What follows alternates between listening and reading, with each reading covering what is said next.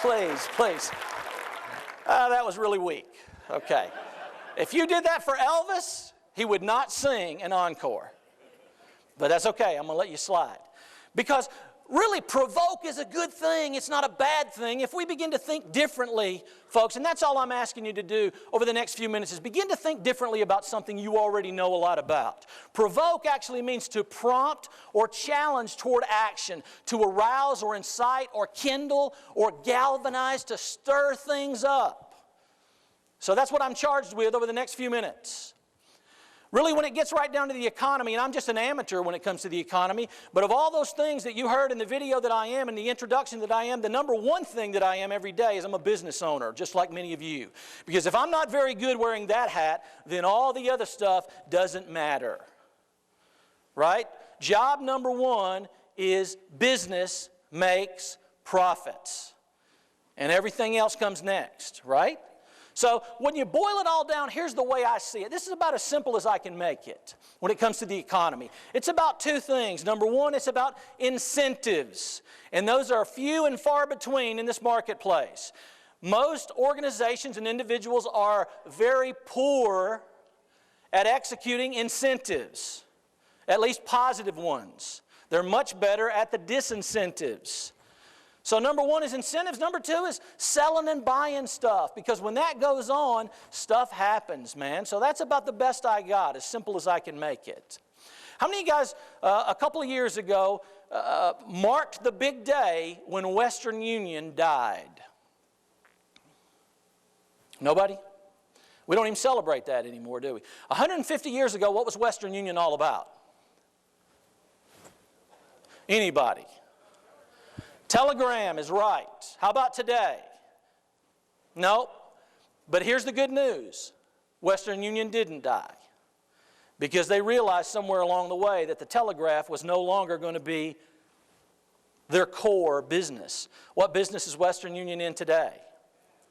And they're in the money business, as you heard on the panel, right? They're in the cash business, right? You need it, they can make it happen as long as you got somebody who's got it.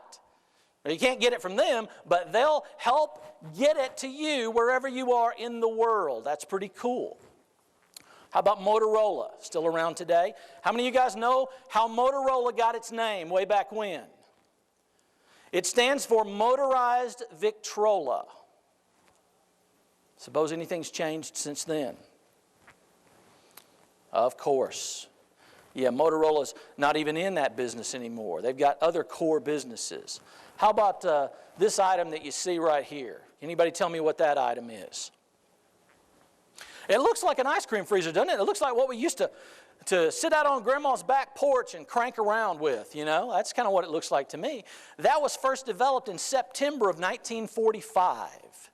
It's actually a rice cooker. And it was the very first product developed by Sony. But Sony made a few changes since then, and that's why they're still around. Folks, can I tell you that 25 years ago, the golf market was dominated by three companies. They owned 70% of the market. Would you care to guess who they are? Wilson is one. Spalding is the other. One more. McGregor, Jack Nicklaus, right? 25 years ago, those three companies dominated the golf market. They owned 70% of the market. What happened? The market moved, competition showed up, and golf exploded. Today, those three companies cumulatively hold 3% of the golf market worldwide. Change or switch to basketball. That's what Spalding said. We're going to get in a different business. We're going to get in a different game. You can't even find golf on the Spalding website. If you go there, it's all about basketball or baseball or softball or something else, because the market moved and so did they. They changed and thrived. They're doing really well today. 1937, there's a book written called Think and Grow Rich. This is really a monumental thing, folks, because it culminated a 20-year quest by Napoleon Hill. He worked for 20 years interviewing some of the most brilliant and successful minds in the world because he was commissioned to do so by one of the most successful minds in the world, one of the richest men in the world, Andrew Carnegie. And after 20 years, finally, in 1937, Think and Grow Rich was published. And today it's been printed over 40 times. Yet very little has changed in that book. But what's happened is the people who got inside that book were changed forever. Wow. You can read page after page of people who have read that book over the different printings and said, I read this book, it changed my life. It says right on the copy, right on the cover of the book, this book could be worth $1 million to you. How many people believed him?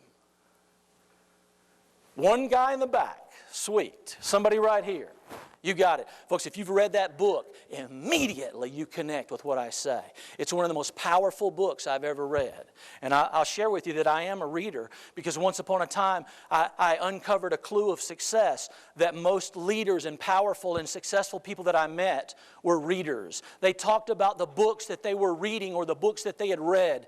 Yet what I found over and over as I ran into salespeople, even as a young salesperson, when I communicated with other people who maybe weren't doing quite as well or maybe even struggling a bit, all of them had the same answer too. They told me, oh, I'd love to read, but I'm just too. You met those folks too. Folks, success leaves clues, but we got to do our part. We got to turn over a couple of rocks. I have people say to me, oh, that's too expensive. You know, I'd love to read I can't buy all those books, man. I'm not, have you heard the marketplace and what's going on in the economy right now? Here's a little clue for you. A library card is free. Yeah, would they mail me one? No, you got to go there and get it. I mean, you got to at least do your part, show up and say, hey, how about a library card for free? Because I'm somebody. Or I'm about to be, right? Readers are powerful. They become leaders. The evidence is too powerful to ignore on that one. The most expensive thing that I see in today's marketplace, and I'll sum it up in one word, is ignorance. Right? I mean, I understand the people session a little earlier. People can be expensive at times, especially if they're ignorant. They're more expensive. Right? Now, if you look up the definition of ignorant, that is a fixable, changeable condition. It's not intended as a slap at anybody. It's just identifying a condition. And folks, that's what's wrong in the marketplace today, is too few people have identified that the marketplace has moved. There is no recession. I won't believe it. Only a recession in thinking, only a recession in reading, only a recession in understanding or aspiring to become great. Why is it that internationally people come from all over the world to this country? They didn't come here because what they heard once upon a time is that America was the land of jobs. No. They came because of all those stories about the land of opportunity and what might be available to them.